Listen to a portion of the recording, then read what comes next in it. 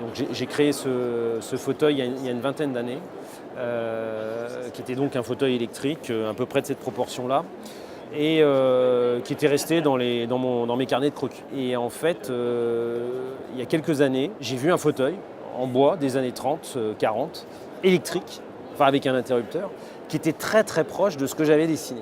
Donc c'est assez étonnant parce que c'est un fauteuil qui était bien plus ancien. Et là, je me suis dit, c'est un signe.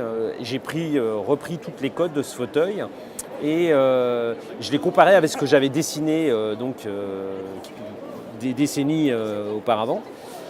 Et on était sur des proportions très semblables. Et en fait, ce fauteuil-là est issu de tracés régulateurs très précis. Donc on l'a un peu agrandi pour l'adapter à une ergonomie d'aujourd'hui. Donc on a une assise à 42 et on a gagné en épaisseur, ce qui a permis en fait d'habiter les accoudoirs.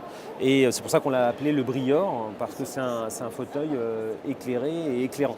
Et donc le traitement de l'arrière était très important. Donc il est également traité en bois massif. Et là, on a choisi le noyer pour le construire. C'est un fauteuil qui est destiné à la grande hôtellerie, à des lobbies, parce qu'en fait, c'est un fauteuil qui est très enveloppant et qui permet, même dans un hall de gare, de se sentir quand même, de créer un espace intime autour de la personne. Et quand on est assis, on est vraiment dans un autre monde, même si on se retrouve dans un lieu de grande hauteur sous plafond. Et c'était un peu le but.